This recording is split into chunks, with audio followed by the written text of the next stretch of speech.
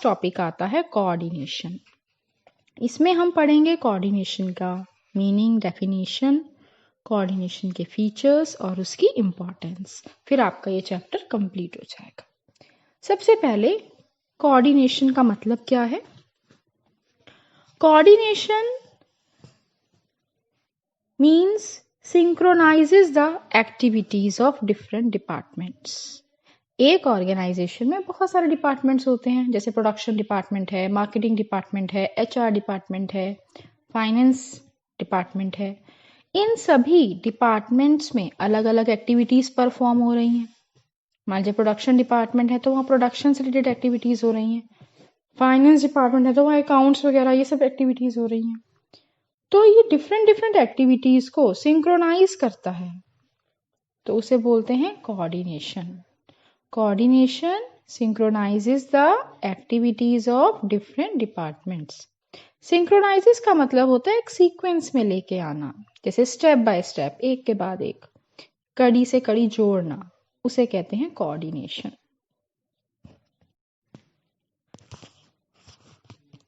इसके बाद आते हैं फीचर्स ऑफ कोऑर्डिनेशन। सबसे पहला फीचर है इंटीग्रेट्स ग्रुप एफर्ट्स। एक ऑर्गेनाइजेशन में सब मिलकर वर्क कर रहे हैं तो सभी के डिफरेंट एक्टिविटीज को, एफर्ट्स को इंटीग्रेट करना, इकट्ठा करना, एक कॉमन गोल की तरफ लेकर जाना, ये सबसे पहला फीचर है कोऑर्डिनेशन का। Second features, it ensures unity of action. अगर कोऑर्डिनेशन होगा तो सभी डिपार्टमेंट्स की जो एक्टिविटीज़ हैं, एफर्ट्स हैं, वो एक जो ऑर्गेनाइजेशन का कॉमन गोल है उसकी तरफ चलेंगे। अगर कोऑर्डिनेशन नहीं होगा तो सबकी एक्टिविटीज़ डिफर अलग अलग रहेंगी, तो हम अपनी ऑर्गेनाइजेशन का कॉमन गोल अचीव नहीं कर पाएंगे। कोऑर्डिनेशन का third feature, continuous process. Coordination को कॉन्टिन्यूअस प्रोसेस क्यों कहा गया? क्योंकि कोऑर्डिनेशन ऐसा नहीं है कि केवल प्लानिंग के समय चाहिए। प्लानिंग को ऑर्गेनाइजिंग से जोड़ेगा कोऑर्डिनेशन, ऑर्गेनाइजिंग को स्टाफिंग से जोड़ेगा ऑर्गेनाइजेशन, स्टाफिंग को डायरेक्टिंग से लिंक करेगा ऑर्गेनाइजेशन, डायरेक्टिंग को कंट्रोलिंग तक पहुंचाएगा कोऑर्डिनेशन।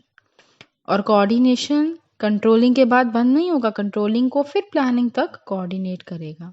तो कोऑर्डिनेशन हर एक मैनेजमेंट के फंक्शन में प्रेजेंट रहता है, उसके बिना पूरा ये साइकिल कंप्लीट नहीं हो सकता। जैसे आपको एग्जांपल दो, एक माला होती है, माला में एक धागा होता है और धागे में बीट्स होते हैं, मणके होते हैं।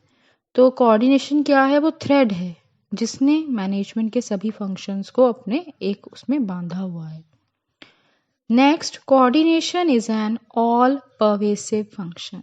आपको पहले भी बताया है, ऑल परवेसिव का मतलब होता है कि मैनेजमेंट में जो डिफरेंट लेवल्स हैं, हर एक लेवल पर कोऑर्डिनेशन की रिक्वायरमेंट है।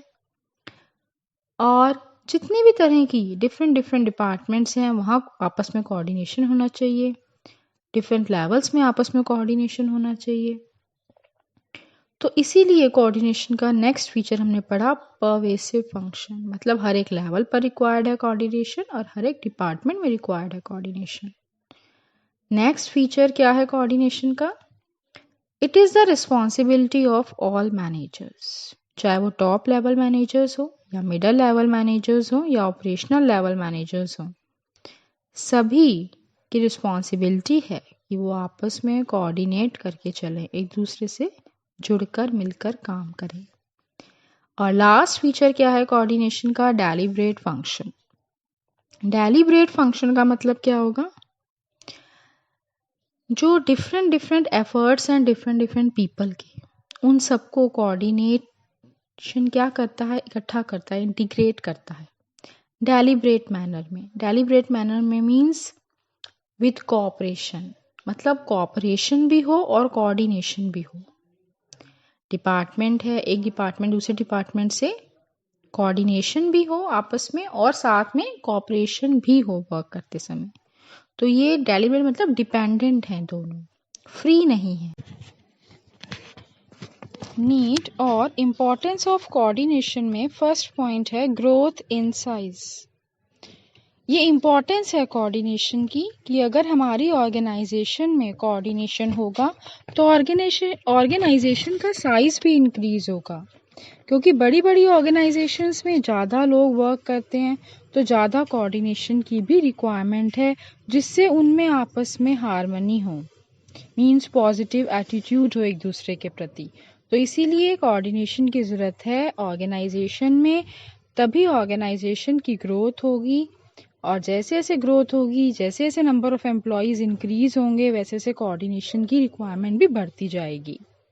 नेक्स्ट इंपॉर्टेंस है कोऑर्डिनेशन की फंक्शनल डिफरेंशिएशन। जैसे पहले भी आपको बताया कि एक ऑर्गेनाइजेशन में बहुत सारे डिपार्टमेंट्स होते हैं, बहुत सारी डिविजन्स होती हैं, जो बड़ी बड़ी ऑर्गेनाइजेशंस होती हैं, उसे बोलते हैं फंक्शनल डिफरेंशिएशन। कि फंक्शंस के अकॉर्डिंग अलग अलग डिपार्टमेंट्स बनाए जाते हैं, अलग अलग डिविजन्स बनाई जाती हैं, तो वो लोग अपने इंडिविजुअल ही अपना गोल सेट कर लें और ऑर्गेनाइजेशन के कॉमन गोल को भूल ना जाएं। इसलिए उनमें आपस में कोऑर्डिनेशन की ज़रूरत है, क्योंकि उनमें आपस में इंटरडिपेंडेंट है, वो एक दूसरे पर डिपेंड हैं। इसीलिए हर एक डिपार्टमेंट में, हर एक डिवीज़न में ऑर्गेनाइजेशन की कोऑर्डिनेशन की रिक्वायरमेंट है। थर्ड इम्पॉर्टेंस है कोऑर्डिनेशन की स्पेशलाइजेशन। आजकल ऑर्गेनाइजेशंस में जब भी हम अपॉइंटमेंट वगैरह करते हैं तो स्पेशलिस्ट को रखते हैं, भाई इस पर्टिकुलर फंक्शन में ये बंदा स्पेशलिस्ट है तो इसको रखो। अब जब वो स्पेशलिस्ट ऑर्गेनाइजेशन में आता है तो उसे लगता है कि जो मैं कह रहा हूँ वो ठीक है, जो मैं कर रहा हूँ वो ठीक है। तो वहाँ पर इन सब चीज़ों में कोऑर्डिनेशन की रिक्वायरमेंट है। अदरवाइज क्या होगा, ऑर्गेनाइजेशन के गोल, ऑर्गेनाइजेशन के इंटरेस्ट, वो सब पीछे रह जाएंगे। हर एक ये सोचेगा कि मैं तो अपनी फील्ड में एक्सपर्ट हूँ, तो मुझे दूसरे से क्या लेना। तो ये चीज़ ना हो, इसके लिए कोऑर्डिनेशन की रिक्वायरमेंट है कि सब इकट्ठे मिलकर एक कॉमन गोल जो है ऑर्गेनाइजेशन का, उसको अचीव करें। तो इसलिए कोऑर्डिनेशन की इंपॉर्टेंस के ये 3 पॉइंट्स हैं: growth in size, functional differentiation and specialization. Now students, your chapter first is complete.